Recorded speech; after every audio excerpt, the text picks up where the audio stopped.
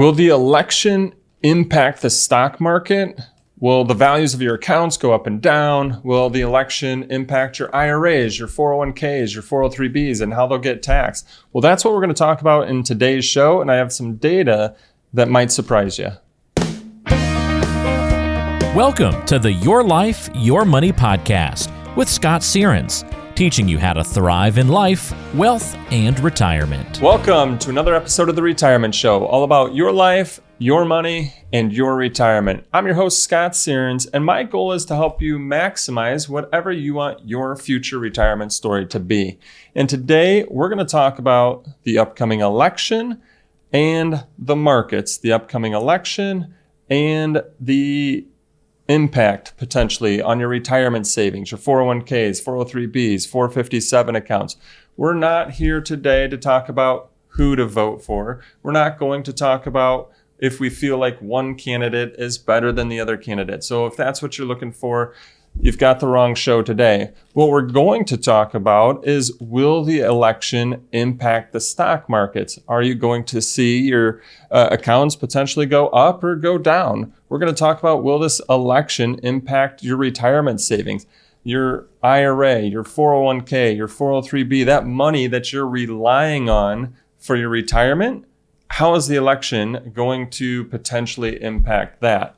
And, as I was driving into the office this morning and thinking about today's show, it kind of actually made me think about how over time building this business, I've really had to do one thing, and it's focus on what the overall goal is. Our overall goal is to help good people make great financial decisions so that way they can maximize their retirement story. The reason I say focus on my goal is because along the way of building up this investment management and retirement planning firm, there's been a lot of noise in a whole lot of different areas. There's been noise, meaning people that will come in here to talk about their marketing and how, they're able to get you in front of all of the different people out there and get you a ton of, new clients. Then there's noise of people from an investment standpoint that feel like they've got this hot new fund that's the end all be all and going to help all your clients out, and it's exactly what everybody needs. There's noise around financial planning software and tons of different tools that they feel like their tool's the best to help, organize your business. And what I've learned is I've really had to focus on the goal and then look at these things and sometimes drown out the noise. If they are not there to actually help our clients goals and help us help our clients, then it's not necessary. It's just noise. It's just people trying to get our attention. And instead, we focus on what our goal is, like I mentioned, is helping good people make great financial decisions so they can maximize their retirement story. And if those didn't have anything to do with that, well, guess what? Then we're drowning out that noise. So the reason I bring up that story, and that's what's helped us to stay focused on what matters to our clients most, the reason I bring up that story is because I want you to keep in mind that one thing that I just said, which is focusing on your goals. So as we go through today's show and talk about the election, talk about the markets, talk about your IRAs and 401ks, I want you to think about it all, but with focus on what is most important to you. What is your goal? So think about that. I'm going to show you where that comes into play in a few different ways here. So diving into talking about the elections and the upcoming market, if you're worried about the elections and what it's going to do to the market or what it's going to do to your IRA or 401k or 403b, I'm here to tell you you're not alone. And I want to show you that here really quick. So starting off, I've got, if you're listening to the podcast, I really, really, really recommend that this one, you go and watch it on YouTube or watch it on our website where you can see the video, lifemoneyshow.com. Again, lifemoneyshow.com. You're going to be able to see the video because I'm going to pop up some different websites, different charts, different graphs that will help you really understand some things about the elections and the markets and the elections in your IRAs and 401ks. Okay, so the first article here that I'm pulling up as we're going through is from CNBC. And as you can see here, it says almost half of investors, 45% surveyed by Nationwide Retirement Institute, believe next year's presidential, meaning this year's presidential and congressional contests will have greater impact on their retirement plans and portfolios than market performance. So that's really interesting. So not only are people worried about market performance, they're actually saying more people are actually worried about, well, how is this going to impact my IRA and 401k? Are they going to be changing laws? Is something going to take place where maybe there's more taxes, or I'm going to have to take more required distributions, or I won't be able to save as much, or what are they going to change in regards to those retirement savings? The other one, let's see here by The Street, the 2024 election and your finances by Laura Rhodes. Right here, according to a recent poll, 75% of U.S. adults feel that the outcome of the upcoming election is very or extremely important to the future of our economy. In my regular conversations with investors, this worry tends to be centered around the stock market returns and government policies such as taxes. If X candidate wins or loses, then the stock market will go up or down and government policy will be better or worse. And it's the same thing that I'm hearing from, I'll say, people that we meet with, clients, etc. is, well, what's going to happen to the stock market if this candidate wins? Or what's going to happen to the stock market if this candidate wins? And so I wanted to just take some time here and go into some charts just to show you what has happened in the past when different candidates wins. What happens when a Democrat wins? What happens when a Republican wins? Is there anything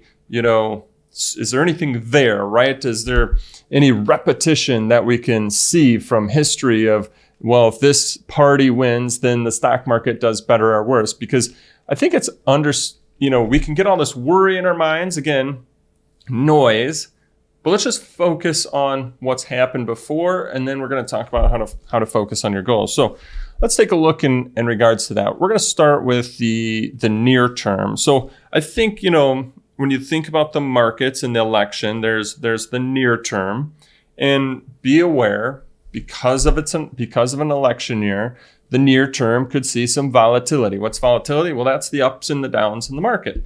It's just inevitable. People get nervous, they get worried. So the inevitable is that there's going to be volatility in the market. Spikes up, spikes down, and that's what we're going to see. But the near term, so meaning kind of this year, what should we see? We're going to see volatility, but based on who wins, what should we see by the end of the year? Well, I thought this was a really interesting chart from of Dollars and Data here. We've got Nick Majuli, and he says, how does the stock market perform in an election year? So let's take a look here. Again, I'm going to have all of these links in the show notes, so that way you can go and read the full articles that if you want to. But this chart here, he was plotting the performance of the S&P 500 over the 35 trading days ever since 1950. Basically, 35 trading days following the election from every year since 1950. So U.S. performance after Election Day by each and every year. We'll take a look at this. Now, for those of you that are just listening, basically, in the most simplest form that I can describe it, we have a ton of squiggly lines, and we have years where the market did well and years where the market dropped significantly.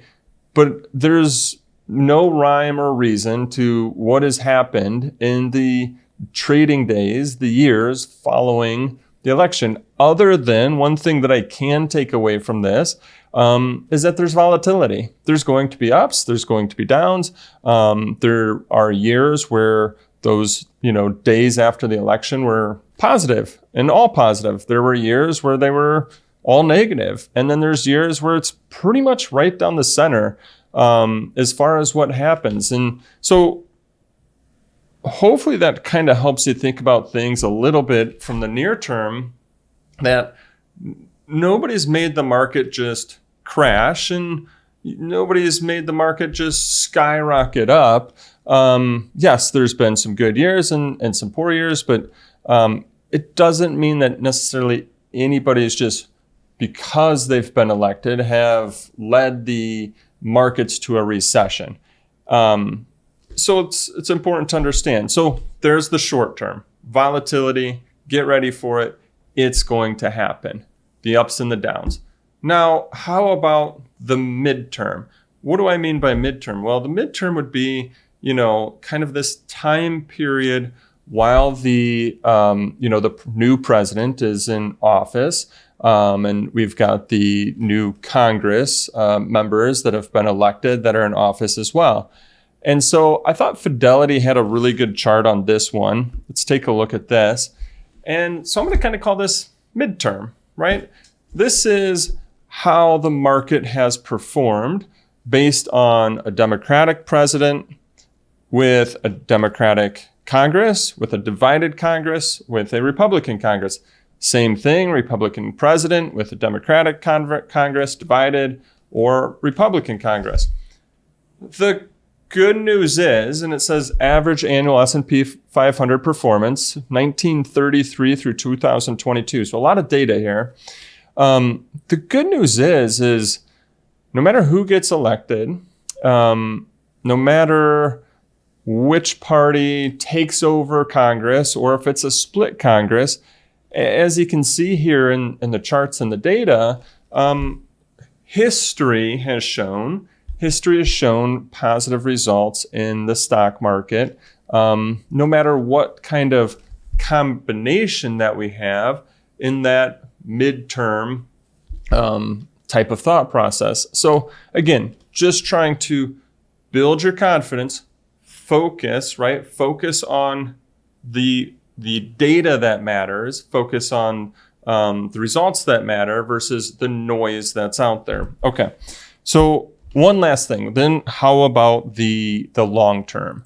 What's the stock market done between Republican presidents and Democrat presidents? And over time, has there been ups and downs? Who's got the more ups or downs? So I thought the Motley Fool had a really good chart on this and found it super helpful. So this is showing, again, S&P 500 performance. Now, S&P 500 largest stocks in the US, you can't invest directly into it, but you can pick funds that mimic the S&P. So compound annual growth rate based on each president here. And you'll see we've got some Republican presidents that had really good growth rates, a couple that had negative growth rates. We had Democrat presidents that had good growth rates, some that didn't have good growth rates. Same with the Republicans, right? Some that maybe didn't have good growth rates as well. So, you can look at this chart and say, well, for the majority of all of our presidents, and this goes back to 1957, the majority of everything here shows positive results. So I think that's a positive thing to think about. Now, that's one look at it, but that's through their term, right? But how about year by year by year? So this one does a really good job of looking at the S&P 500 performance, the annual returns, Democrat president versus Republican president. And you can see here we've got, in the year by year charts, both Democrats and Republicans that have, as through their terms, that have seen up years in the stock market and have seen down years in the stock market. I can't say that there's, one that's had, better performance than the other. If you look at it talks about the median annual return of Democrats, 12.9%, Republicans, 9.9%. But if you go up to the one before, right, it says per actual president, Democrats median 9.3%, Republicans 10.2%. So there you go. It's, depending on which chart, which graph that you pick, you could split it down the road of who may be better for the stock market. But I think what's the overall point here? My overall point for those of you that are worried about what is this election going to do to the stock market, my overall point is, will we see some short-term volatility? I'm going to guess so. The one chart showed you, hey, in the 35 trading days afterwards, the market's just going up and down. And sometimes there's great positive years, and sometimes those 35 days after, we might have some negative years. Short term, right, could have positive, could have negative. Longer term, and I think this is what's more important, longer term, we've seen through through that midterm data I was giving you, as well as the longer term data here, that the long-term average, no matter if it's a Democrat or a Republican, the long-term average is growth in the stock market. Now, I get it, right? Past performance does not indicate future results, but I want us to focus. And that's why I brought up that story earlier. When building my company and this business, there's been a lot of noise, but in the end, focusing on what matters most is what has helped us continue to grow the business and help our clients. So here's why I bring that up. I want you to focus on what matters the most to you. And what focus and what that is your retirement plan. And in your retirement plan, you might need some growth. And that growth money is going to be in the market. And if it's longer term money, meaning money that you might need 3, 4, or 5 years from now, well, as we've gone through all of the charts here, again, history has shown us that long-term results, no matter the president, are positive. Short-term results are volatility. So if it's funds that you're going to need to, go and make big purchases or whatever it might be in the next 6 months or 1 year, well, that's not money you should really have in the market, no matter who is president. That's money that you want to have in, the safer side of the market or in cash, because you're going to need that to make that purchase. So my point is to focus on your plan versus focusing on the noise surrounded around the election, especially when it comes to the stock market, because as we've seen here, history has shown us that long-term results are positive, but short-term volatility can definitely happen. Plus, I also want to tell you to remember what you're investing in. Remember that you're actually not investing in the president. You're not investing in that Congress member. You're investing in companies. And companies make and sell products and services to generate revenue and to make a profit and to grow. And so you're investing in that company to get a share of its profits. And then you're investing in that company to also capitalize on the growth of that company. But you're not investing in the president. You're not investing in Congress. When you're investing in companies. Yes, the party that gets elected can have impacts by the laws that they pass or the taxes that they make, that it could then make it harder or easier for the companies that you're investing in to make a profit. But remember this, the company is still going to try to make a profit. They didn't go into business to go out of business. They went into business to serve, to provide, to make a profit. So maybe, yes, in the short term, depending on who gets, elected, it could make it harder for them. But history has shown good companies pave the way, prove a way to continue to generate revenue, come up with new products, new ideas, new services to help service all of us, help provide for all of us, and provide products. So I realize I did a lot of rambling there, but hopefully that really connects with you, that you're investing in companies. That's what you're doing when you're investing in the stock market. So focus on, again, the things that you can control, knowing what you can invest on, having that plan, meaning, okay, yep, I've got long-term money that's going to see some volatility, but hopefully history proves out, right? Over that long period of time, we're going to see positive results. And then if you need to make purchases or you need income in the short term, well, then you've got that short-term money carved off into lower volatility funds. All right.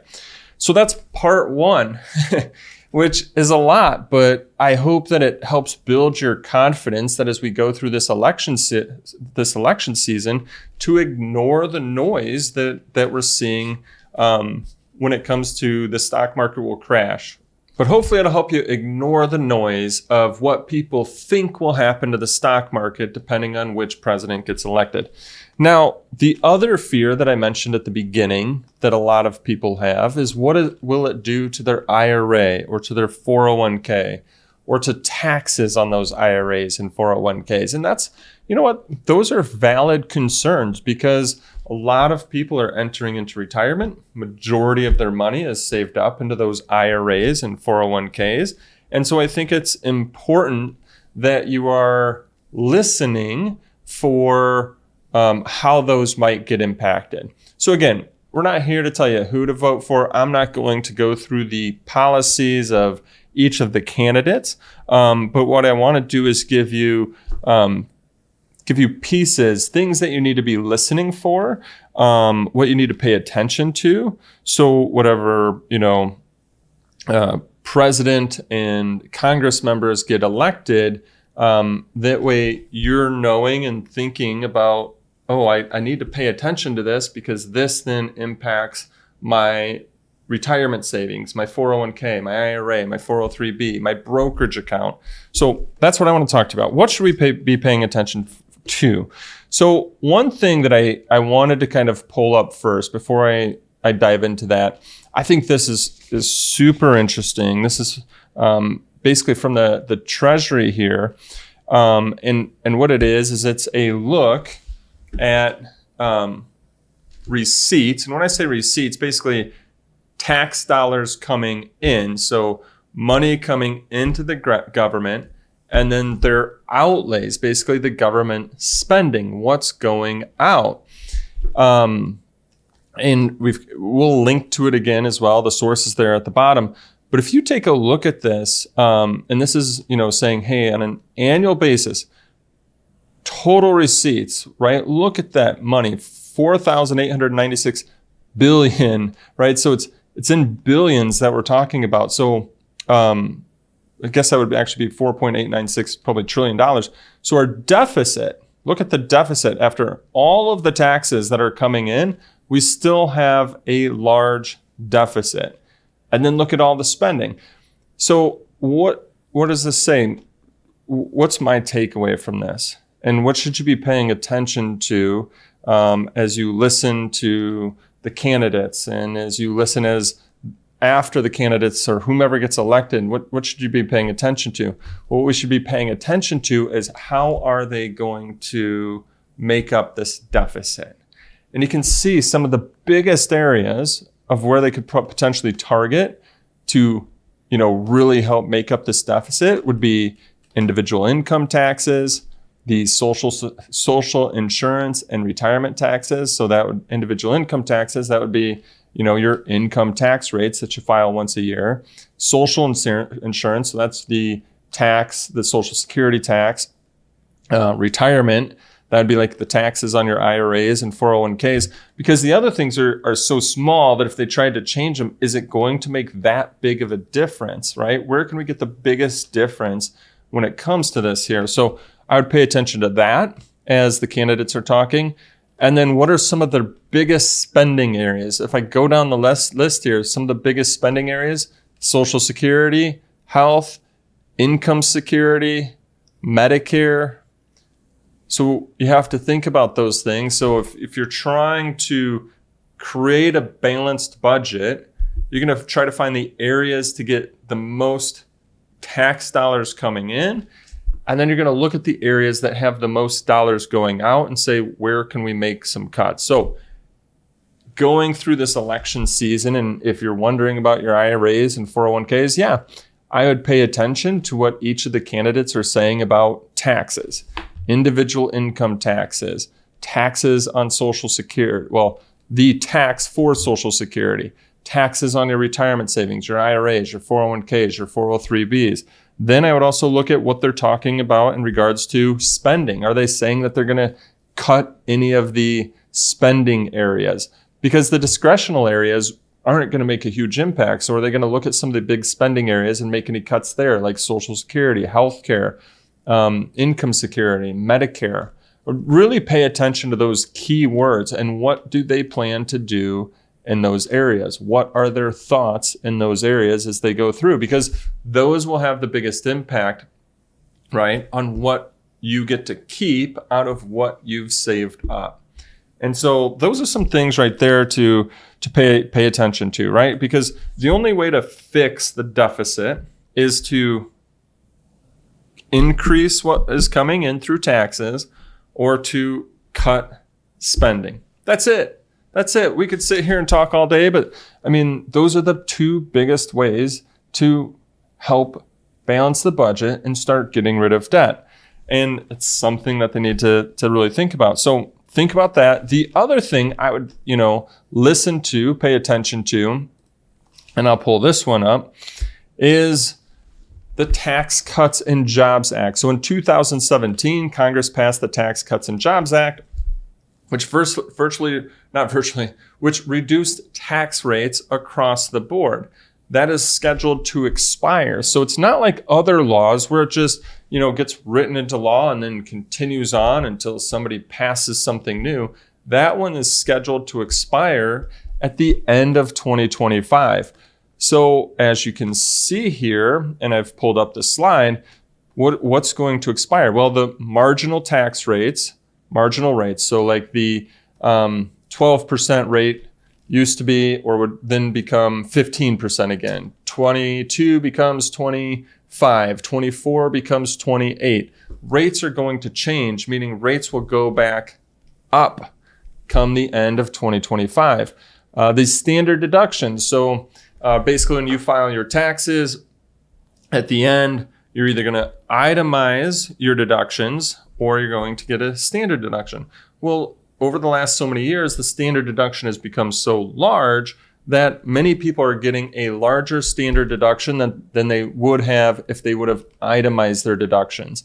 And so the increased standard deduction, which has basically helped you pay less tax, is going to go away, which means, guess what? Again, more tax dollars going out.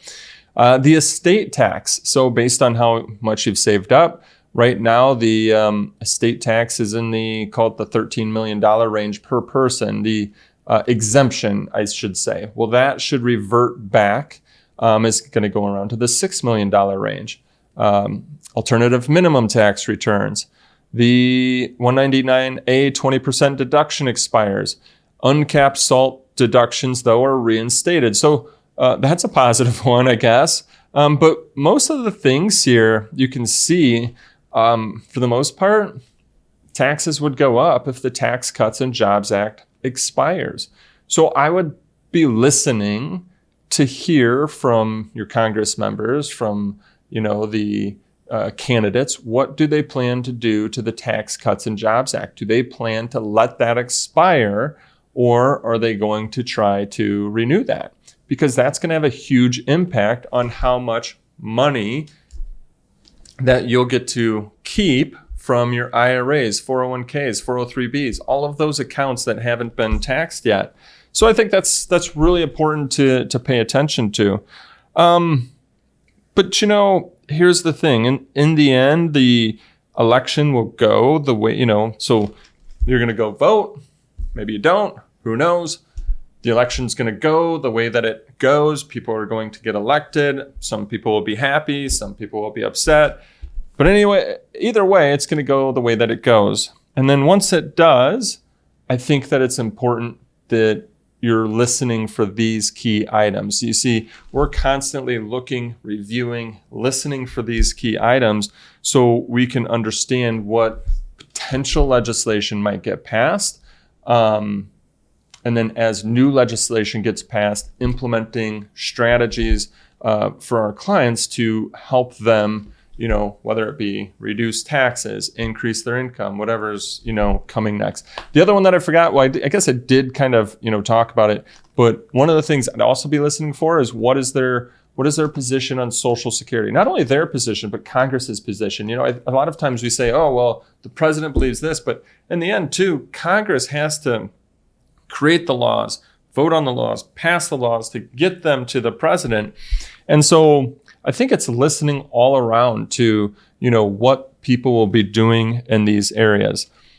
But again, some of it can be noise and some of it can be what you need to pay attention to. So once the election goes through, then you have to see what will they actually get passed.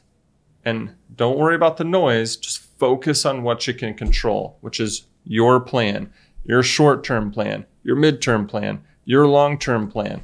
Focus on that versus focusing on all of the noise of the election. So hopefully that was helpful. There's a lot of data, a lot of different bullet points, but I think today it was needed. It was needed to talk about, show you history, show you the past data, show you that, okay, no matter who gets elected, we've had good years in the market and bad years in the market. But overall, for the most part, we've had good years in the stock market. No matter who gets elected, new laws are going to pass. That's the constant, is that it's going to change. And as things change, you just have to be, dynamic. You have to be ready to update. You have to be ready to change. You have to either be listening to all of these different items or partnering with someone that is paying attention to them so that they're ready to implement the strategies into your retirement plan, into your portfolio. That's what we're constantly doing each and every year with our clients as we go through our strategy meetings and our year-end tax planning meetings, is we're watching all of the different legislation to make sure we can update our clients' plans to help them going in the right direction. So hope you enjoyed the show. Hope you enjoyed the data or the stories. And again, focus on what you can control. Enjoy the next months. Don't let it worry you. Don't let it, if it is, think about this podcast today and go, you know what? Take the noise out. I'm just going to focus on what I can control, which is my own retirement plan. So hope it helped. Don't forget, subscribe, whether you're listening to this on your favorite podcast channel or on YouTube, subscribe. And that way you'll get notified. We're coming out with new podcasts the second and fourth Thursday of every month. Sorry about that. So new podcast, second and fourth Thursday of every month. Thanks. Have a great day.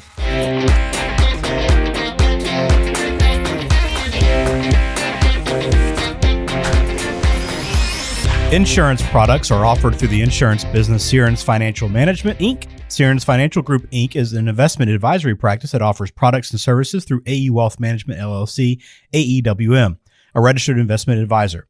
AEWM does not offer insurance products. The insurance products offered by Searns Financial Management, Inc. are not subject to investment advisor requirements. AEWM and Searns Financial Group, Inc. are not affiliated companies. Investing involves risk, including the potential loss of principal. Any references to protection, safety, or lifetime income generally refer to fixed insurance products, never securities or investments. Insurance guarantees are backed by the financial strength and claims-paying abilities of the issuing carrier. This podcast is intended for informational purposes only. It is not intended to be used as a sole basis for financial decisions, nor should it be construed as advice designed to meet the particular needs of an individual situation. Please remember that converting an employer plan account to a Roth IRA is a taxable event. Increased taxable income from the Roth IRA conversion may have several consequences, including, but not limited to, a need for additional tax withholding or estimated tax payments, the loss of certain tax deductions and credits, and higher taxes on Social Security benefits and higher Medicare premiums. Be sure to consult with a qualified tax advisor before making any decisions regarding your IRA. Searns Financial Group, Inc. is not permitted to offer, and no statement made during this show shall constitute tax or legal advice. Our firm is not affiliated with or endorsed by the U.S. government or any governmental agency. The information and opinions contained herein provided by third parties have been obtained from sources believed to be reliable, but accuracy and completeness cannot be guaranteed by Searns Financial Group, Inc.